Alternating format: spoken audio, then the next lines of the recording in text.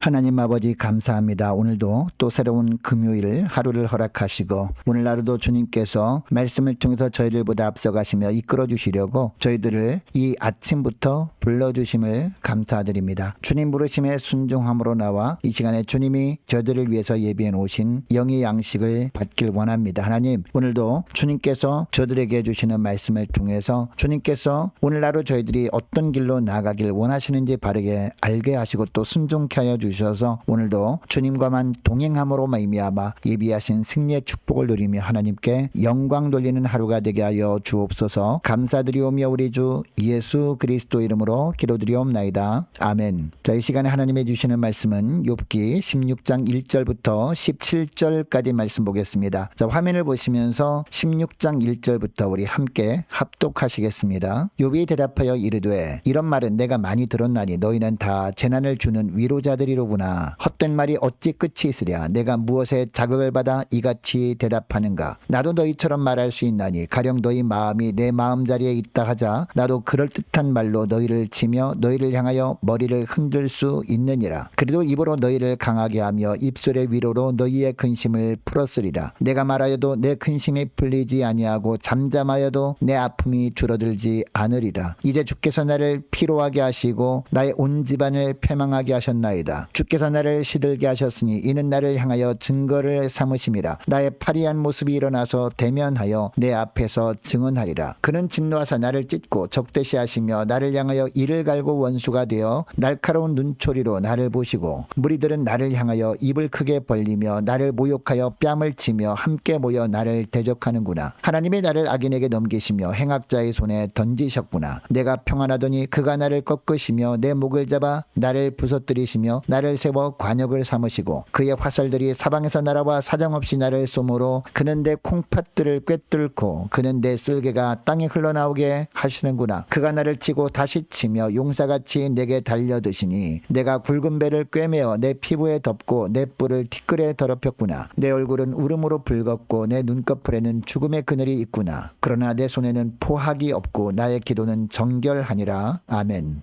여러분, 우리는 새벽마다 계속 욥기서 말씀을 살펴보고 있습니다. 여러분, 우리도 살다 보면 욥만큼은 아니라 할지라도 너무나 힘든 상황을 맞이할 수 있습니다. 이때 하나님께서 우리에게 원하시는 것이 무엇일까요? 어떻게 하든지 믿음으로 견뎌내는 겁니다. 내가 알지 못하는 하나님의 뜻이 있을 것을 확신하면서 힘들어도 믿음으로 버텨내는 것, 이것을 주님이 원하십니다. 여러분, 마라톤 경기를 할 때 관중들은 3위 안에 입상을 한 사람들에게만 박수를 치는 것이 아닙니다. 늦게 들어와도 마지막까지 완주하는 사람이 있을 때 다 일어서서 기립박수를 칩니다. 그래서 대부분의 관중들이 마지막 주자가 다 들어올 때까지 관중석을 떠나지 않는 겁니다. 마라톤에서 가장 중요한 것은 완주하는 것이기 때문입니다. 완주한 사람들이 이구동성을 하는 말이 있습니다. 중간에 너무 힘들었습니다. 포기하고 싶다는 마음도 많았습니다. 그러나 끝까지 버티다 보니까 마지막 결승선이 보였습니다. 라는 겁니다. 여러분, 우리가 믿음으로 살다가 극한 환난을 만났을 때도 마찬가지입니다. 너무 힘들고 괴로워서 하나님을 향한 신뢰가 흔들리기도 합니다. 그럼에도 하나님께서 원하시는 것은 마지막까지 믿음 흔들리지 않고 끝까지 포기하지 않는 겁니다. 이렇게 끝까지 낙심하지 않고 믿음의 경주를 끝낼 때 히브리서 12장 1절의 말씀에 나오는 것처럼 구름같이 둘러싼 허다한 증인들이 박수치면서 우리를 환대할 것입니다. 그리고 주님께서도 우리에게 생명의 면류관을 씌워주실 겁니다. 여러분, 그러면 우리에게 고난의 시간이 찾아올 때 그 고난의 시간을 우리가 어떻게 하면 믿음으로 끝까지 견딜 수 있을까요? 첫째로 사람들이 위로받지 않는 위로에 상처받지 않는 겁니다. 자, 2절 말씀을 보시기 바랍니다. 욥이 엘리바스의 말에 대답을 하죠. 이런 말은 내가 많이 들었나니 너희는 다 재난을 주는 위로자들이로구나 라고 합니다. 여러분, 엘리바스 입장에서는요, 욥에게 도움이 되는 말을 했다고 했지만 욥의 입장에서는 전혀 도움이 되지 않았던 겁니다. 오히려 엘리바스가 하는 말 때문에 욥은 더 힘들었던 겁니다. 얼마나 힘들었으면 엘리바스가 자기에게 말을 하는 것을 자기에게 재난을 주는 것이라고 생각할 정도였습니다. 심지어 3절에도 보니까 헛된 말이 어찌 끝이 있으랴 라고 합니다. 욥이 2절에서 이런 말을 내가 많이 들었나니 라고 하는 것을 보면 세상에 이런 일들은 많이 일어나는 것임을 알게 됩니다. 고난당한 사람에게 좋은 말을 해준다고 한 것이 그 사람은 또 다른 재난으로 받아들이는 일들이 우리가 사는 세상에 많이 있을 수 있다는 겁니다. 여러분, 우리가 믿음으로 살다가 고난당하는 지체를 찾아가서 아무런 말도 하지 않고 침묵만 할 수는 없습니다. 그래서 그 사람에게 도움이 되는 어떤 말을 할 수는 있습니다. 그러나 중요한 것이 무엇입니까? 한마디 말을 해도 그 사람의 믿음을 강하게 해주는 말을 해주는 겁니다. 그리고 더 이상 근심하지 않게 해주는 그런 말을 하는 겁니다. 상대방의 처지를 전혀 고려하지 않고 내가 생각하는 말만 하게 되면 상대방은 또 다른 재난으로 느끼게 되기 때문이죠. 여러분, 그래서 욥도 엘리바스에게 뭐라고 합니까? 4절 하반절을 보니까 나도 그럴듯한 말로 너희를 치며 너희를 향하여 머리를 흔들 수 있느니라 라고 합니다. 엘리바스가 자기와 동일한 고난을 당할 때 자기도 찾아가서 엘리바스가 자기에게 하는 똑같은 말로 괴롭힐 수 있다는 겁니다. 그러나 자기는 그런 경우에 그렇게 하지 않겠다라고 합니다. 5절을 보니까 어떻게 하겠다라고 하고 있습니까? 그래도 입으로 너희를 강하게 하며 입술의 위로로 너희의 근심을 풀었으리라 라고 합니다. 똑같은 상황에 자기는 말로 힘들게 하지 않고 오히려 믿음을 강하게 하는 말을 해주겠다는 겁니다. 그리고 말로 위로해 주겠다는 겁니다. 여러분, 욥이 이렇게 말하는 이유가 있습니다.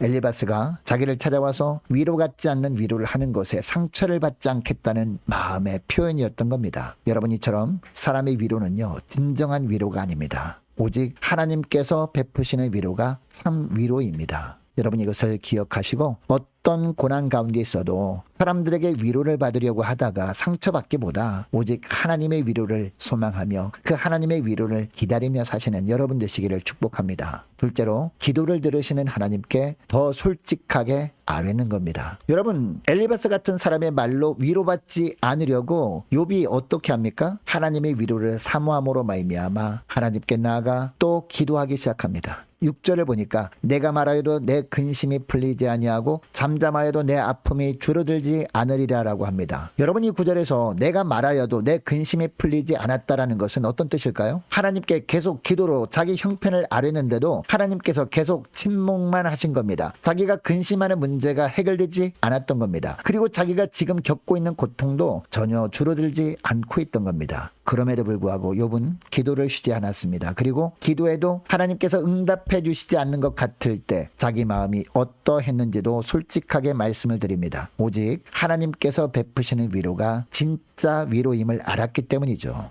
여러분 우리도 너무나 힘든 어려움을 만났을 때 하나님께 기도하고 또 기도하지만 하나님께서 침묵하시는 것처럼 보일 때가 있거든요. 그러나 그때도 우리가 잊지 말아야 할 것이 있습니다. 뭐냐? 그렇다고 해서 이 세상에 그 어떤 사람들의 말도 우리에게 진정한 위로는 되지 못한다는 사실입니다. 오직 하나님께서 베푸시는 위로만이 참된 위로라는 사실입니다. 여러분 이것을 기억하시고 아무리 하나님께서 응답하시지 않는 것처럼 보여도 지금 현재 내가 처한 상황과 내 마음의 상태까지도 솔직하게 우리의 피난처 되시는 하나님께 가지고 나아가 하나님께 아뢰시는 여러분 되시기를 축복합니다. 자, 그리고 셋째로 인생을 친히 주관하시는 하나님의 뜻에 맡기는 겁니다. 자, 7절부터 보면 계속해서 욥은 하나님께 기도합니다. 그런데 7절부터 나오는 기도의 내용을 보니까 자기가 겪고 있는 모든 일들의 배후에는 하나님께서 계셨음을 고백하고 있습니다. 7절을 보면요, 주께서 나를 피로하게 하시고 나의 온 집안을 패망하게 하셨다라고 합니다. 그리고 8절도 보니까 주께서 나를 시들게 하셨으니라고 합니다. 9절도 보면 그는 진노하사 나를 찢고 적대시하시며 나를 향하여 이를 갈고 원수가 되어 날카로운 눈초리로 나를 보시고 라고 합니다. 자, 11절도 보세요. 하나님이 나를 악인에게 넘기시며 행악자의 손에 던지셨구나라고 합니다. 자, 12절도 보니까 내가 평안하더니 그가 나를 꺾으시며 내 목을 잡아 나를 부서뜨리시며 나를 세워 관역을 삼으시고라고 합니다. 또 13절도 보세요. 그의 화살들이 사방에서 날아와 사정없이 나를 쏘므로 그는 내 콩팥들을 꿰뚫고 그는 내 쓸개가 땅에 흘러나오게 하시는구나라고 합니다. 그리고 그가 나를 치고 다시 치며 용사같이 내게 달려드시니라고 합니다. 여러분이 모든 구절들을 보면 주어가 그입니다. 자신이 고난을 겪고 있는 모든 일들이 하나님이 하신 일들이었다라는 겁니다.